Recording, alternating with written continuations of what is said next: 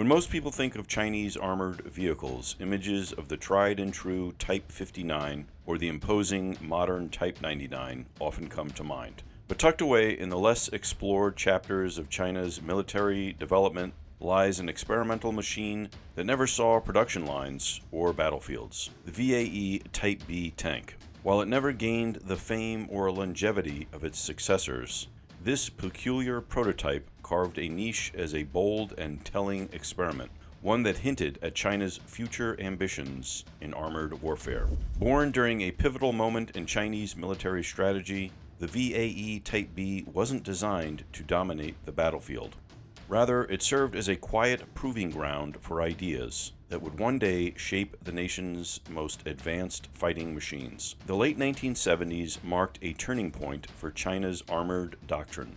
The dismal performance of Soviet tanks during the 1973 Yom Kippur War sparked global skepticism over second-generation armored platforms. For the People's Liberation Army, or PLA, which still relied heavily on Soviet-inspired models like the Type 59 and 69, the writing was on the wall. Amidst this backdrop, China's North Vehicle Research Institute, more commonly referred to as VAE, took on a different kind of project. Instead of iterating an older design, engineers pushed to imagine something new. Under the wing of Norinco, the nation's defense conglomerate, the Type B began to take shape, not as a production model, but as a platform to experiment with what might come next. From first glance, the Type B didn't look like a typical Chinese tank.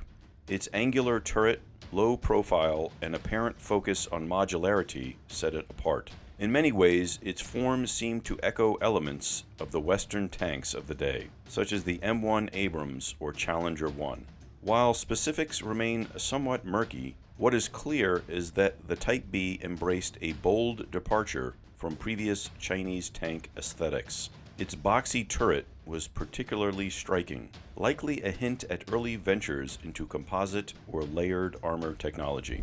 Although there's no definitive evidence it employed full composite protection akin to NATO's Chobham armor, its construction signaled a desire to explore survivability and crew protection on a new level. Similarly, the tank's sloped hull, armored skirts, and lowered silhouette spoke to an interest in reducing detection and maximizing battlefield survivability. Armament-wise, the tank was likely equipped with a 105mm rifled gun, possibly influenced by the British L7, or perhaps even a 120mm smoothbore, a notable shift from the traditional 100mm and 115mm cannons seen on earlier models. Secondary weapons included the standard coaxial and anti-aircraft machine guns.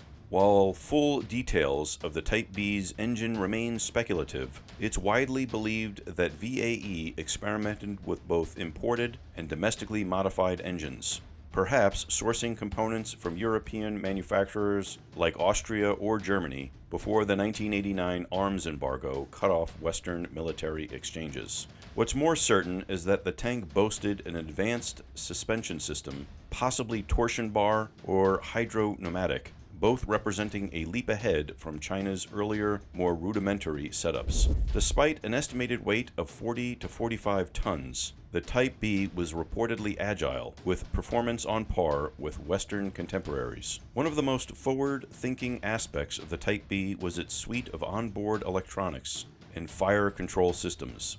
At a time when many Chinese tanks relied on manual targeting and basic optical sights, the Type B was said to feature laser rangefinders, stabilized gun sights, and even early-generation thermal imaging.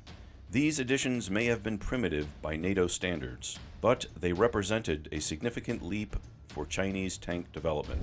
For the first time, domestic engineers were testing systems that would allow armored vehicles to fight effectively at night, through fog, and under poor visibility conditions, abilities that had become crucial in modern warfare. Despite its forward-leaning design and promising test results, the Type B arrived at the wrong time.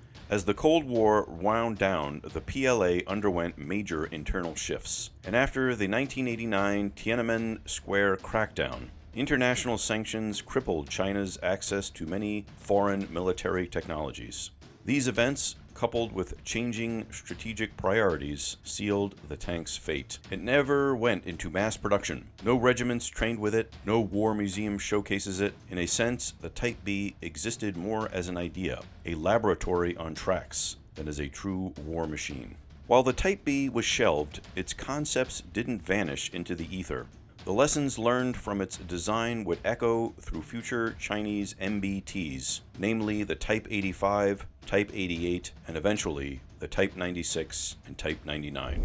These vehicles incorporated many of the innovations pioneered in the Type B: improved fire control, modular armor configurations, and better crew survivability. Its influence might not be immediately visible, but within the steel skin of today's cutting-edge Chinese armor lies the DNA of that forgotten prototype. In conclusion, a ghost in the machine. The VAE Type B never made it to war, but its legacy is unmistakable. It wasn't built to fight, it was built to imagine. As a one-off experimental design, it helped nudge China's armored vehicle philosophy from old Soviet patterns toward a hybrid vision more suited to a 21st century combat. Today's Type 99A and future MBTs may not carry the Type B's name, but they carry its spirit. A spirit born from curiosity, ambition, and the quiet determination to innovate, even when the world wasn't watching.